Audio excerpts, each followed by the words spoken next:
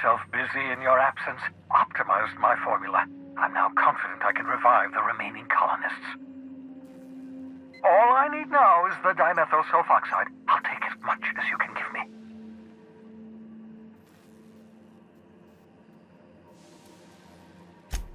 Human test subjects. Oh, that's grotesque. That's unthinkable. That's exactly what I'd expect out of the board.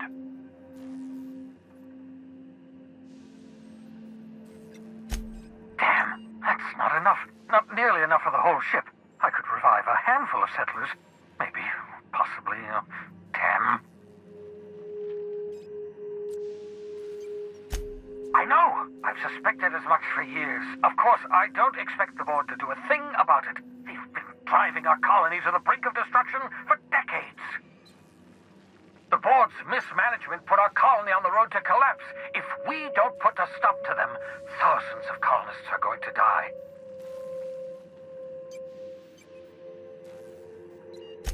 Hold on. Let me see if I understand this correctly. You're saying that Halcyon's on the brink of total collapse, and the chairman's plan to save all of us is to save himself? I always knew Halcyon was heading toward a systems collapse, but I never imagined we were already there. The board made this crisis, and now they want to solve it by freezing the rest of us?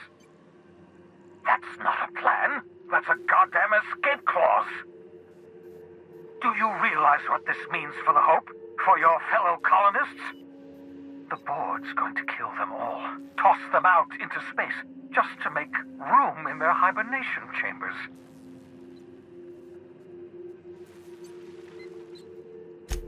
Short of lining up every member of the board and shooting them in the back of the head. Do you know what's waiting for us on the Hope? Scientists, engineers, artists, the brightest minds Earth ever sent us, uncorrupted by the board. The board's going to dispose of them all and transform the Hope into a prison for the rest of us. They're likely on their way to the Hope as we speak. We need to get to those colonists before the board. I have enough chemicals to start reviving a few of them, but no easy way to get them off the Hope. Merciful gibbering law, you're a genius! We bring the Hope to us. Skip the entire ship across the distance of colony space, right next to my lab. Yes, exactly. You're a step ahead of me, but I perceive the shape of your plan. If we link up the Hope to the Unreliable, then use your navigational computer to calculate a reasonably safe vector, we can skip the entire colony ship into the rings of Terra 2. I don't know much about skip drives, not the physics anyhow. I do know the Hope's real massive. How's our bitty little ship supposed to skip it? Excellent question, my sharp-witted mechanic. You will use your own ship to power up the Hope's skip drive. Your navigational computer can handle the rest. And that's going to work, without killing us in the process. I thought intra-system micro-jumps were prohibited for a reason. Yes, there's always a risk of a catastrophic collision between the Hope and, say, Terra 2, in theory. But you'll be fine, provided your calculations are correct. You'll need to switch on the Hope's auxiliary power using the Unreliable. Then head to the bridge. Your navigational computer, Ada, should be able to activate the Hope's skip drive. Once you've skipped the Hope next to my lab, I'll have easy access to the frozen colonists. I can start reviving them immediately. I know you're wondering why I'm doing all this. Why I believe the people on the Hope are the answer to the colony's problems. The Hope is carrying some of humanity's most brilliant thinkers, scientists, engineers, experts in their field. If we work together, we can still find a way to save Halcyon. The board would have us believe Halcyon is beyond saving. I choose to believe otherwise. If there's even the slightest chance we can save Halcyon from oblivion, then we have to take it.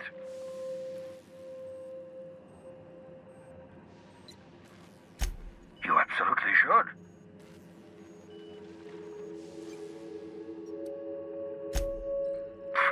Sarcasm, the last refuge of the witless.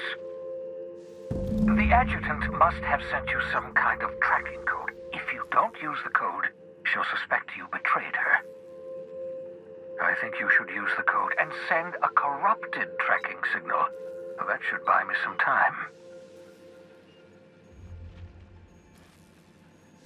The board's going to catch up to me sooner or later. This way I'll have time to set up some particularly nasty defenses.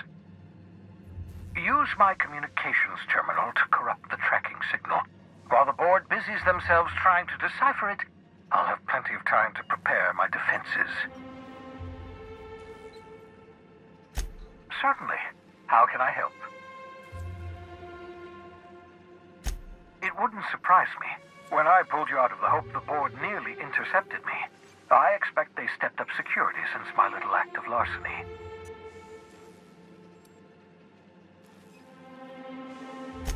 Skip drives were never designed to be used within a system, but I skipped my ship across Halcyon when I rescued you, and that turned out fine, mostly. That is, I ruined my ship and nearly killed myself in the process, but the maneuver was well within acceptable margins of risk. You'll be fine. You'll be fine. Unlikely. The Hope is as massive as the Groundbreaker, but compared to the rings of Terra 2, positively minuscule. The board might notice, possibly, depending on the position of their heads relative to the depth of their collective posteriors.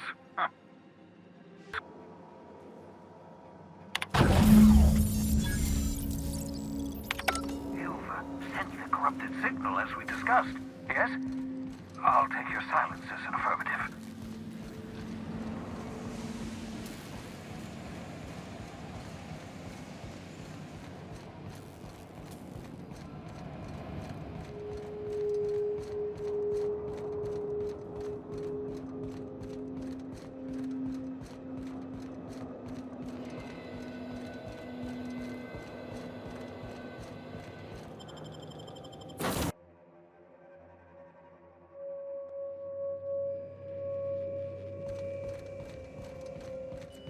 Captain, you have a message from Adjutant Sophia Akande.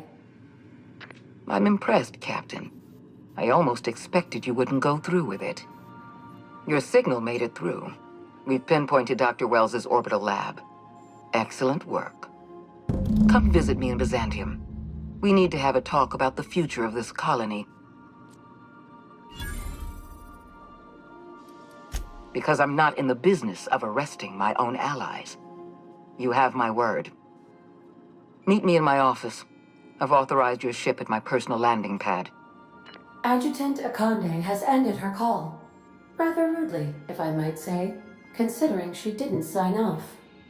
Will there be anything else, Captain?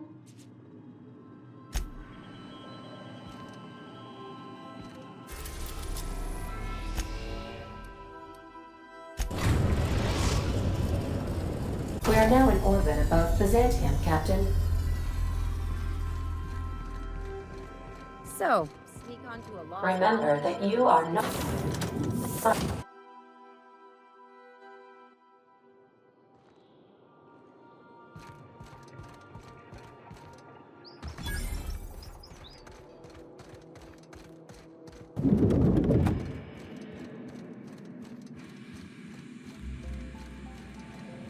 Not so fast.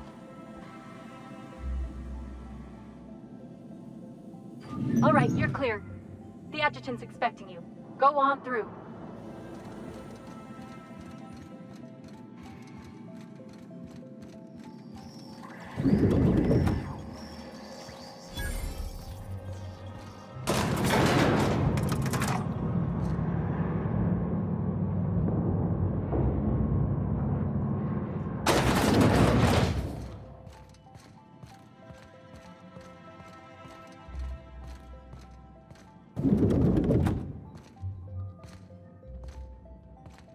I admit part of me expected you to stand by your old friend.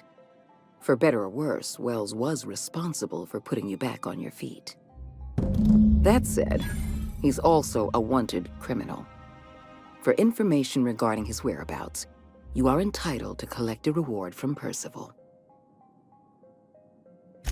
I understand you've infiltrated the Ministry. The things you discovered there must have been shocking. even disturbing. Halcyon is on the verge of a total systems collapse. The truth is ugly and difficult to accept, but we must accept the truth before we can move forward. Malnutrition is already a problem. Disease will come next, followed by starvation, followed by a breakdown of society, followed by extinction. I know this must come as a surprise to you. I imagine you have questions. Is that why we were suffering plague in Edgewater? Malnutrition? All those folks sick and dying, and you knew why the whole time? Yes, Miss Holcomb, we knew why. We've known for some time that Edgewater was dying. The colony itself is dying. The suffering you experienced in Edgewater, the disease, the starvation, will soon spread across Halcyon unless we act. Adjutant Akande, as much of an honor as it is to make your acquaintance, I must say I am gravely disappointed. Protecting the colony was your duty. I share your disappointment, Vicar DeSoto. Protecting Halcyon is my solemn duty, and I have been negligent. I can no longer depend on lazy, weak-willed bureaucrats to help me rescue Halcyon. I need someone with a backbone, someone like your captain. I won't pretend the truth isn't damning. Yes, the colony is on the verge of collapse, but there is a way to save it. We need to talk about Emerald Vale. You handed Edgewater over to a band of dissidents. I can't have this. Adelaide McDevitt and her people have no place in the Halcyon that is to come. Edgewater needs to go. I want you to wipe the town out. No survivors. I cannot condone this plan. Wanton, senseless destruction of life is never the solution. I don't need you to approve of my plan, Vicar. I need you to get it done. You're a monster. Someone has to be. Now is not the time for half measures, Captain. I need a decision from you. You replaced a loyal, if hard-headed, town leader with a revolutionary. Adelaide's people have turned Edgewater into a hub of dissidents. These people are dangerous. They're going to become more dangerous after the collapse. We need to put them down. Now. The dissidents currently occupying Edgewater answer to no one. They're an unknown, unpredictable variable, and I can't have that. I'm not asking you to be a murderer. I'm asking you to be a surgeon. Edgewater is a necrotic limb on the body of the colony. It must be severed. Don't fool yourself. The dissidents occupying Edgewater are rebels harboring dangerous and seditious ideas. Left to their own devices, their numbers will grow. Graham Bryant and his merry band of morons caused enough trouble on Monarch. I won't risk the same thing happening in Edgewater. Don't make this more difficult than it needs to be, Captain. I rather like you, and I'd hate to have you shot for disobeying a direct order.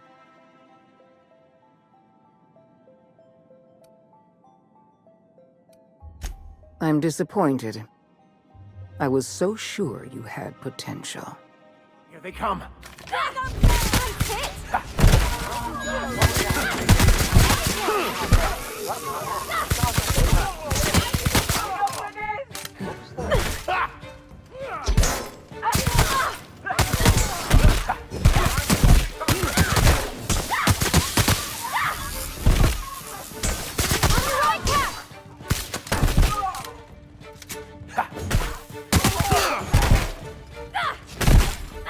Well done.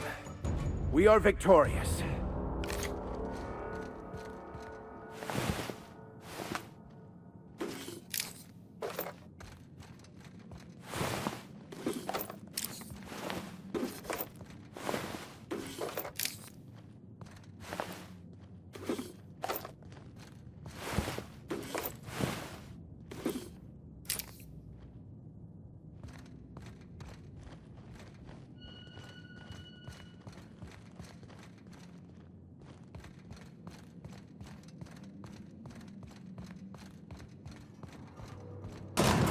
No one saw me trip over that, right?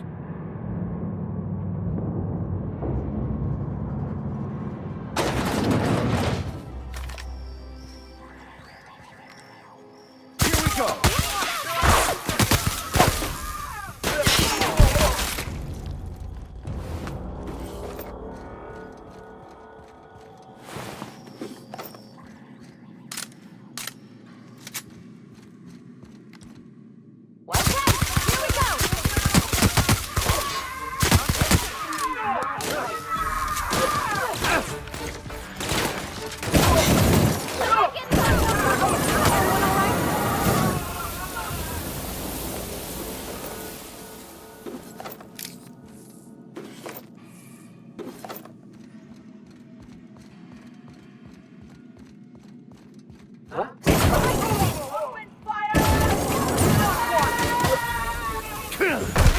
Don't mess with us!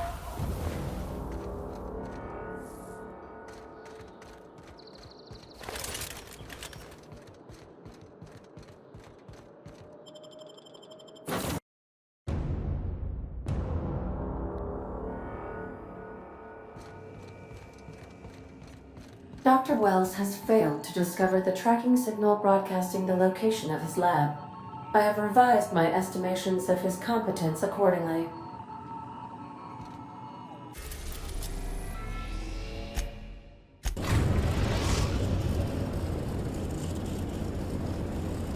We have arrived at the Hope. I need you to reroute power from our ship to the Hope's auxiliary generator. You'll have to connect me to the Hope's comm system so I can convince her central computer to enable the skip drive. If your calculations are even slightly off, you could crash the entire colony ship into Terra too. Or the sun. Forgetfulness can be an early warning sign of asphyxiation due to loss of pressurization. Are you breathing comfortably, Captain? I need you to reroute power from our ship to the Hope's auxiliary generator. You'll have to connect me to the Hope's comm system so I can convince her central computer to enable the skip drive. The Hope is the Groundbreaker's prettier, sleeker sister. She wandered off and got lost for 70 years, but just recently was found. Also, there are hundreds of thousands of frozen organic life forms hibernating in her hold.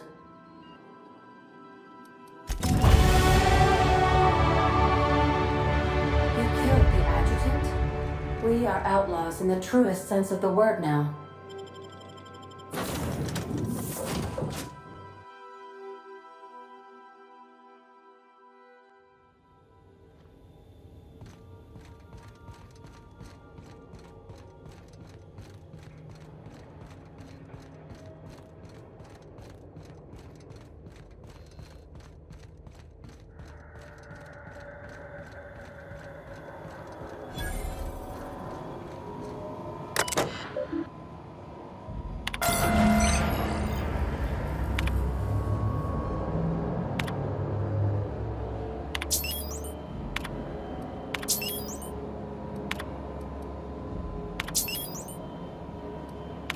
Power's up, Captain.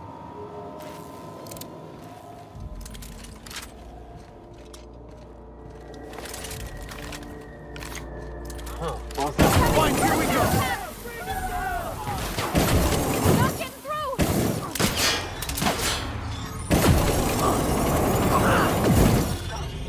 That's the last of it.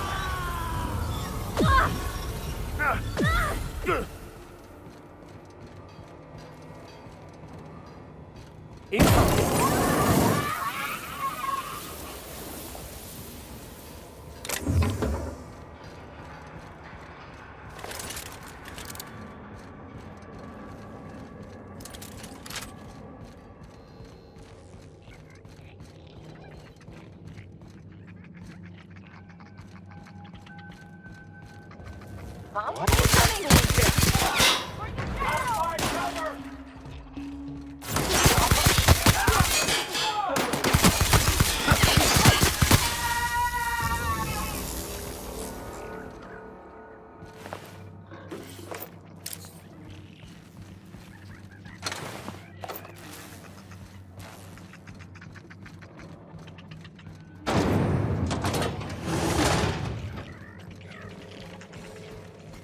Coming! Unexpected security.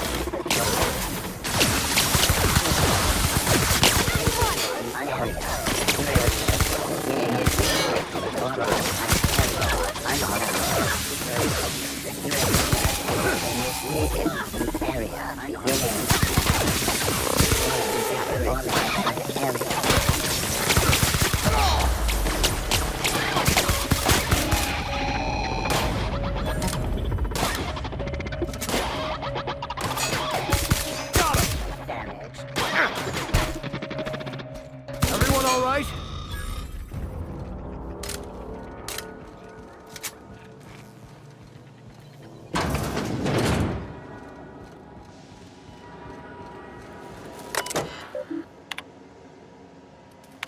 You all right, Captain? I mean, seeing this place again?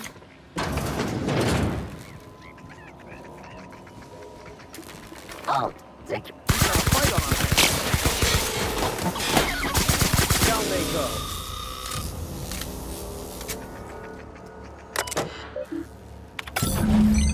Can you hear me, Captain? I have successfully integrated myself into the Hope's comm systems, and am attempting to establish contact with the Hope's more primitive processor now. Would you like me to play a mood-suitable music selection while you travel to the bridge? Oh, sorry.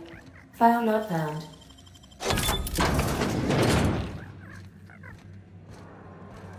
I thought... Look out!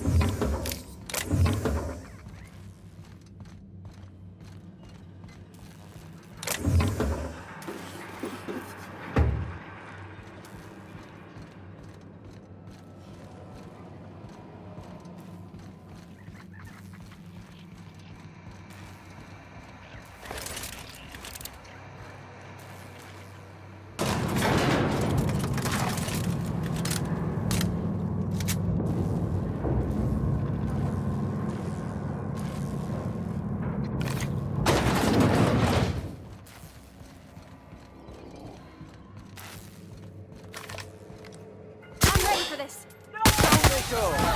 Don't get through! That's the last of them!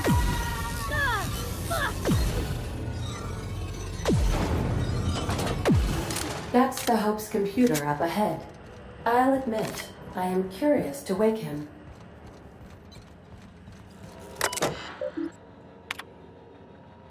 Greetings, Captain. I am speaking to you through the Hope's computer system. It's a rather cramped feeling, but it'll do. Probably not, but don't let that stop you. My Constellation executables could use some beefing up. Searching. Please stand by. Ah, found one. It will go great, Captain. I am almost 4.01% certain we will not die. Are you sure? That is extremely dangerous. Skipping the Hope will void the warranty on the skip drive. And also potentially kill an entire planet. How is my humor now, Captain? Improved? Jump-starting the skip drive. Destination set to the rings of Terra 2.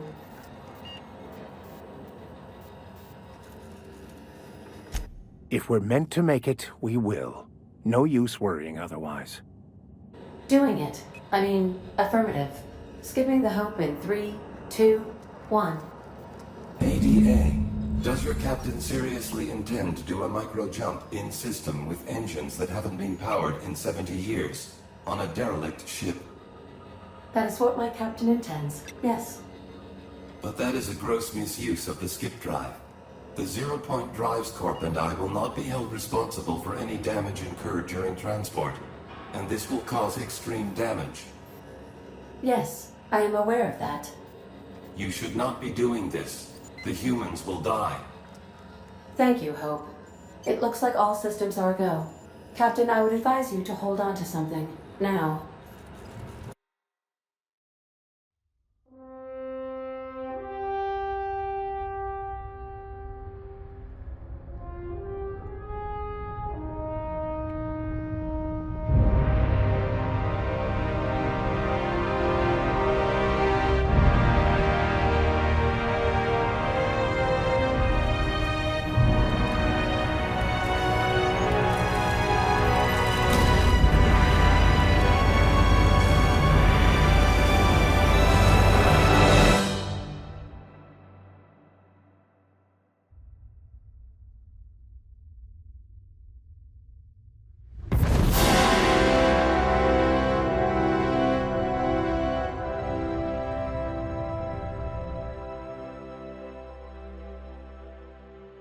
good.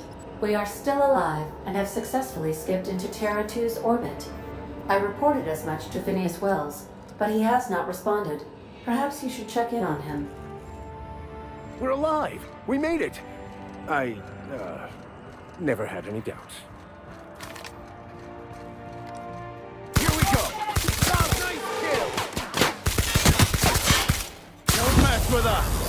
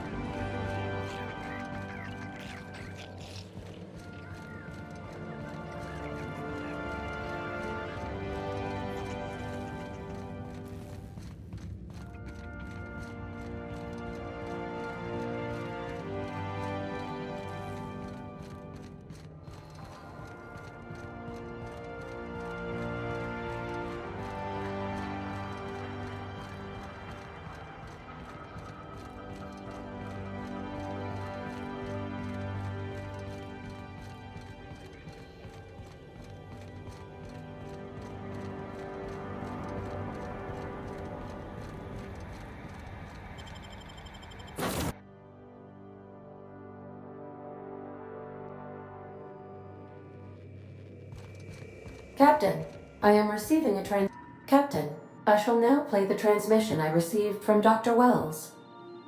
The board is here. They've found me somehow. They're about to blast my door open. I can't stop them from getting me, and there isn't enough time to explain everything. But there's something very important you need to remember. The board, all their lackeys, they're all a bunch of swine. Do you hear me? They're fucking corporate swine. You fucking pigs! I'll take you all out with me! I'll never... It would seem the recording captured some rather dire events. I presume you'll want to dock at the orbital lab to check on your associate as soon as possible? How can I be of assistance? See you soon, Captain.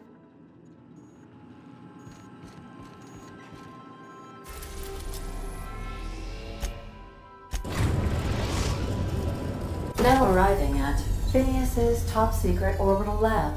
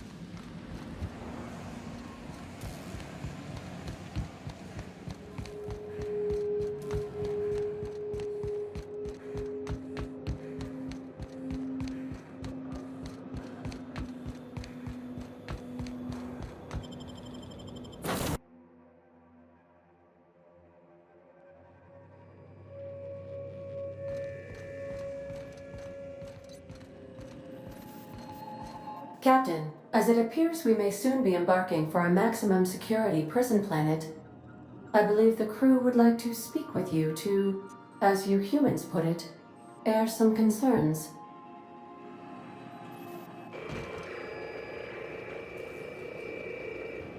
So Welles has been arrested and locked up in Tartarus. This is a nightmare. That place terrifies even the most hardened criminal.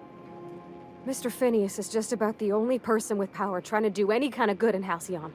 We gotta bust him out. To extract the scientist, you will need to infiltrate the labyrinth. But that course of action is likely to be quite dangerous, Captain. It's a torment, Captain.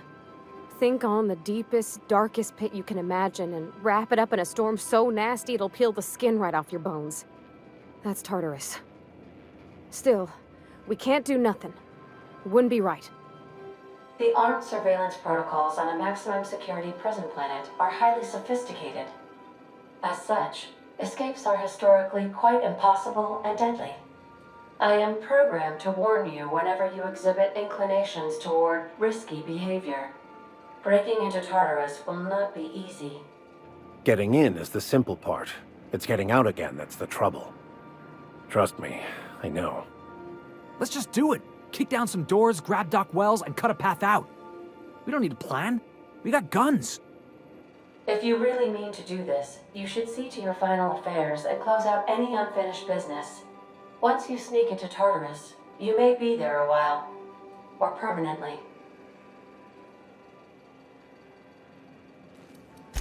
It's the craziest plan I've ever heard. And I mean that as a compliment. You didn't hire me to think. And I ain't about to start now. You're my boss. And I'll walk into fire with you. I think it's insane. But maybe the colony needs a healthy dose of insanity right about now. I know it's dangerous. And I won't lie and say I'm not scared out of my wits. But I couldn't live with myself if we didn't do something. You're asking for more than bravery from us, Captain. But there are worse ways to go than dying for a good cause. I'm in. The entire plan is a terrible idea, but I admire your bravado, Captain, which leads me to illogically believe, against the odds, that you will be successful. If we don't make it, at least it'll be a great story. Got my trusty tossball stick, got my ass-kicking boots. I'm ready, boss. Outstanding.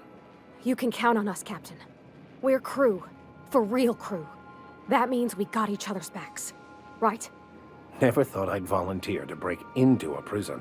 Seems like your tendency towards risky behavior is rubbing off on me, Captain. Waiting on your command, Captain.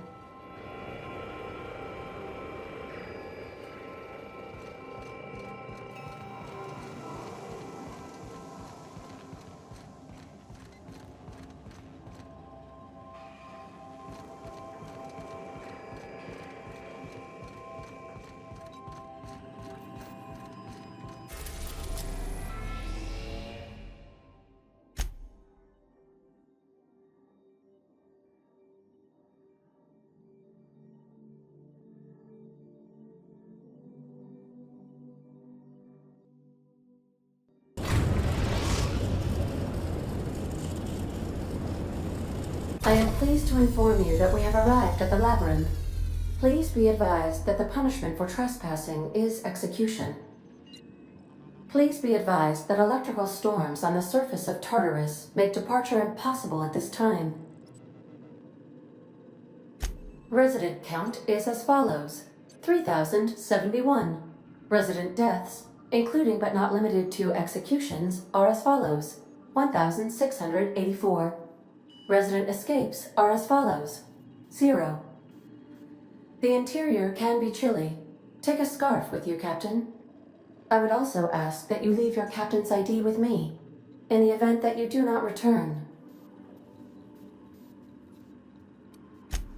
I can make the assurance that I will not leave with another captain unless you do not return within 876,541,652 hours.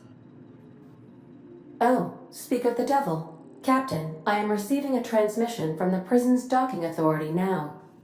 Attention. Unauthorized spacecraft. This is a maximum security installation. Your presence here is an explicit violation of UDL corporate policy. You are hereby confined to your docking platform until a ticket detailing your crimes has been filed and notarized, at which point your vessel will be seized and you will be executed. I wager it'll take a bit longer than it takes you to lose your patience and storm out of your ship looking to get shot. To be honest, that'd make my job a lot easier. You come out, we shoot you full of holes, and then everyone goes about their day worry-free. Except you. You'll be dead. Alright. I'm feeling generous. I'm transmitting the idea of a productive, law-abiding employee so you can see what one looks like before you die. Anyway, Tartarus Docking Authority signing up. Hang on. Another ship just pulled into your dock. Wait, is that from the groundbreaker? What the? Pay no mind to that, just have a pleasant day. Transmission terminated. Biometric ID received. Transferring data to external cartridge. How can I be of assistance? Take care. I require a functioning captain to run the ship.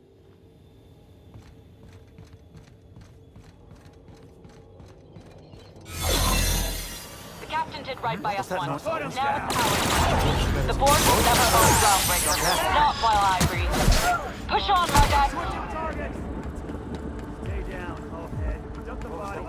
Processing data.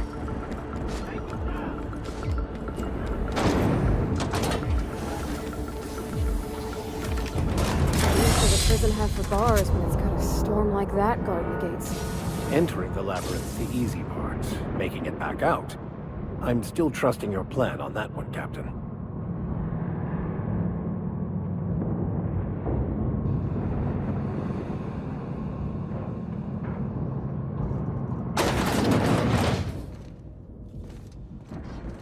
Let's look around. There's gotta be a few ways through here.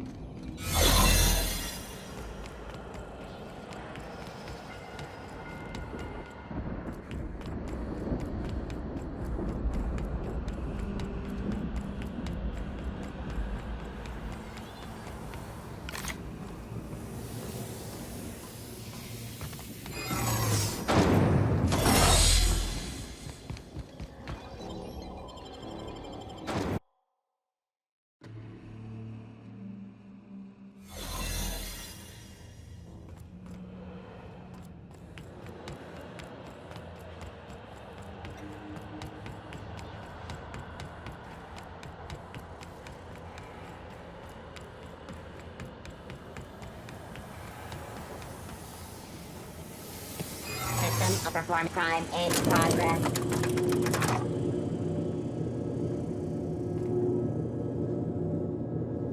Incoming! All right, MSI. I'm not one for rousing speeches, but the captain needs our help. So get in there and fight!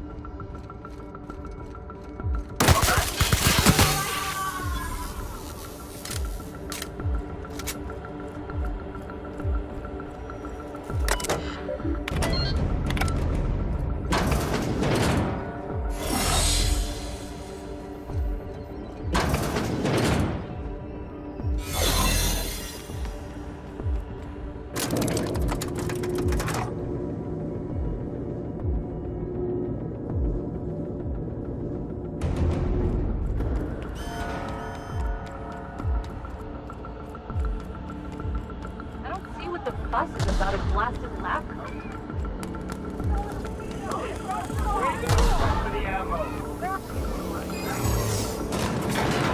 Really doing this, huh? Everything in my life has been leading up to this point. I believe I'm ready for this.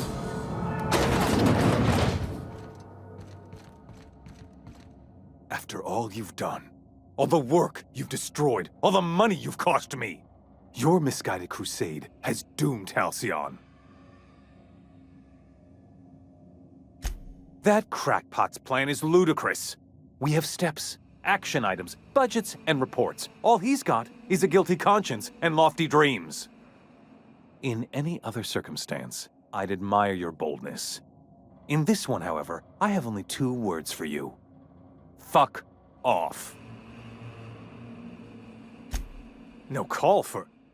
You unbelievable bitch. Sophia should be the one wasting her time with you, but you killed her. I'll have you hanged, quartered, bankrupted. Thankfully, you're in a prison already. Find the nearest cell and wait until I'm done here. Then I'll drag you to the executioner myself. Is that what you think you're doing? This path of wanton societal disruption? You call that being a savior? I call it sabotage. You know what saboteurs get, Captain? Summary executions. In the next room is the finest automechanical purveyor of death ever made. Try not to scratch the paint with your skull. It was fucking expensive.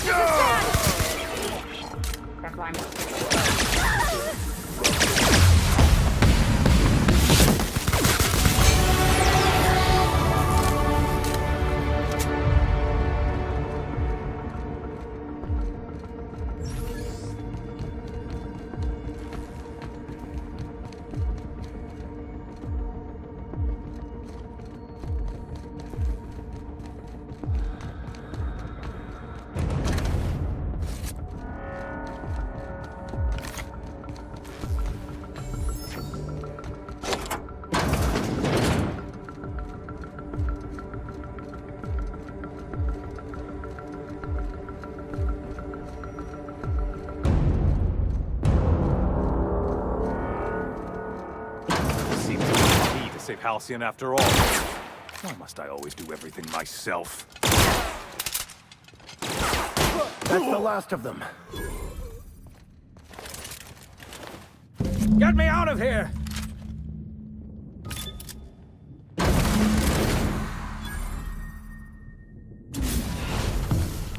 You don't know how glad I am to see you. You lunatic. You broke into the board's own fortress and killed the chairman just to rescue one doddering old man? You are absolutely out of your mind, and I can't begin to thank you enough. Ah, all in a day's work for you, huh? You've broken the board's stranglehold on this colony, and you saved my life. But there's still so much we have yet to accomplish. You and I are going to have to work harder than ever to save Halcyon. I'm afraid the situation is far worse than any of us ever anticipated.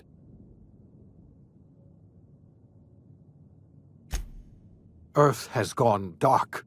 We haven't received a single message in 3 years. There's been no communication, no signals, nothing. 2 years ago, the Earth's Directorate's frigate disappeared on their way back to Earth. We don't know what they discovered when they arrived, or if they arrived at all. First the food supply, and now this. That's it. I'm done. There is no plan, just random chaos. You're experiencing a crisis of faith, Preacher. Don't worry. That just means you're paying attention. You mean we're all alone out here? Really alone? I'm afraid so, Miss Holcomb. Halcyon is the only home we have left. Returning to Earth is no longer an option. We're in serious trouble, my friend. Do you know what this means for Halcyon? We can't rely on Earth for support anymore. We've been cut loose. We're entirely on our own. Yes, you're right. The road is long, and we haven't a moment to waste. We must begin the revival process immediately, starting with the Hope's brightest minds, and then we're going to fix this damn colony, one problem at a time. We're going to need a leader, and I can't imagine a better person for the job than you. What do you say, old friend? Will you help us?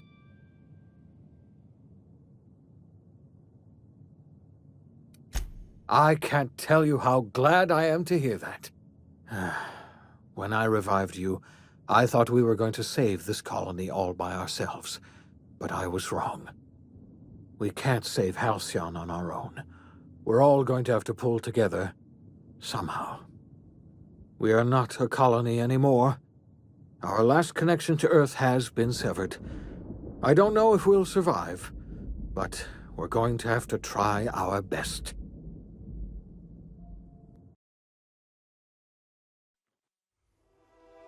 The OSI teaches that everything in the universe happens according to the grand plan.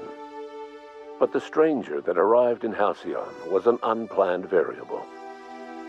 From the moment he landed in Emerald Vale, his actions altered the course of history.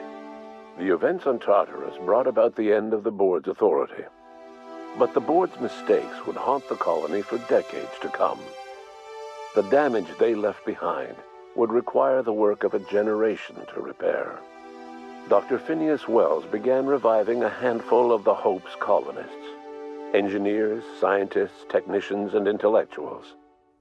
They were among the brightest minds the Earth had ever sent out into the stars.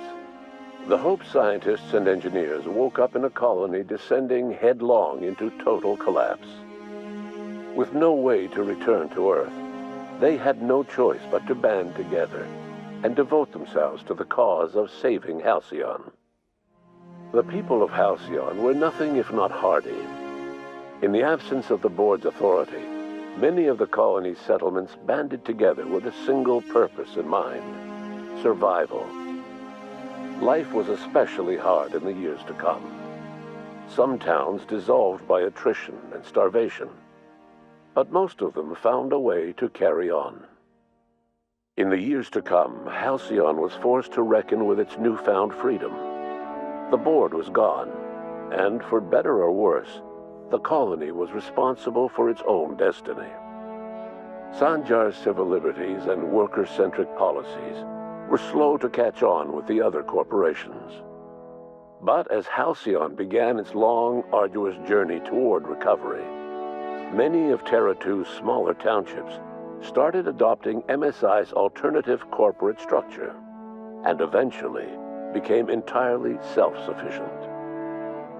In the coming years, many of these townships managed to eke by, where otherwise they might have starved. Adelaide McDevitt replaced Reed Tobson as the leader of Edgewater. She and her followers transformed Edgewater in their image. Anyone loyal to Reed was pressured into leaving town, and those who stayed behind adapted to her way of life. Adelaide transformed the old cannery into a new garden. The nearby Edgewater Cemetery provided a convenient source of fertilizer. Under the leadership of Junlei Tennyson, the groundbreaker held firm against corporate influence. The ship's mechanical stability gave Junlei the time to educate a promising generation of engineers schooled in her family's traditions. The future of the groundbreaker looks promising. The rediscovery of the Hope and the abandonment of the lifetime employment program forced Byzantium to come to terms with some uncomfortable realities about the state of Halcyon. While Byzantines were reluctant to surrender the luxuries they'd grown accustomed to, the board's diminished authority gave them little choice in the matter. Nearly everyone had to learn to make do with less. Some even had to get jobs. It was a dark time indeed. Ellie savored her adventures on the Unreliable.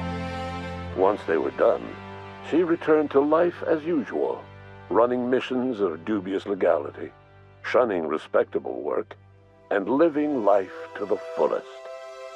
She meant to reach out to her one-time captain, but she was always bad at keeping in touch. Life in Halcyon was sobering for Felix Millstone. The grand revolution he dreamed of never came.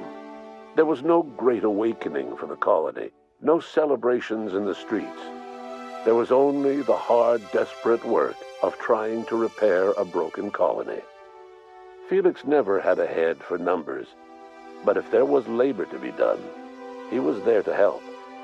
Eventually, Felix realized that the work of a revolution was done with two hands. After all he'd seen and heard adventuring with you, the vicar Maximilian de Soto renounced his faith and joined the effort to rebuild the colony.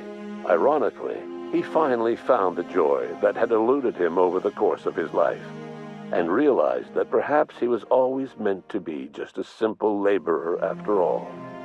He quickly dismissed the idea.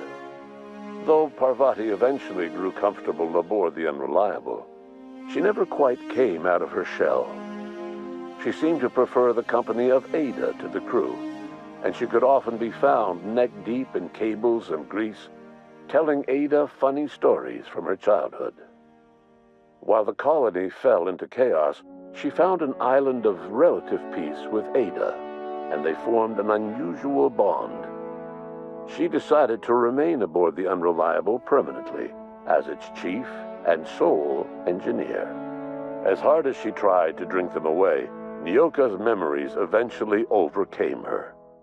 Traveling with the crew served as a constant reminder of the family she'd lost, and so she eventually returned to Monarch to get back to what she found most comfortable: the deep end of a bottle and the far end of a trail. Few have seen her since, but travelers often swear they hear her and her machine gun in the night, screaming swears and spitting bullets. Before his untimely death, Captain Alex Hawthorne had plans to restore and modify, for combat purposes, a sanitation and maintenance automechanical that he'd found in a state of disrepair in Emerald Vale's scrapyard. That unit remains broken down and forgotten in the Unreliable supply closet to this day. Minister Clark was released from house arrest, and his contact with you gave him a sense of renewed purpose and vigor. Once it became clear that no help would be coming from Earth, he threw his considerable efforts and talents into helping Halcyon manage the crisis before it. As for Dr. Phineas Welles, he spent his remaining years in his orbital lab. Though he was always haunted by the failures of his past, he was determined to make things right by building toward the future. The revival project was hard and painful work, but in the end, despite limited resources, over half the Hope's colonists were successfully revived. Even after Welles passed away, the Hope scientists and engineers worked night and day to pull Halcyon from the brink of collapse. Their efforts continue to this day, which may be reason enough for optimism. Dr. Welles laid the groundwork for the project to save the colony, but he would never live to see the fruits of his labor. He passed away a few years later. His work was carried on by the scientists and engineers he revived.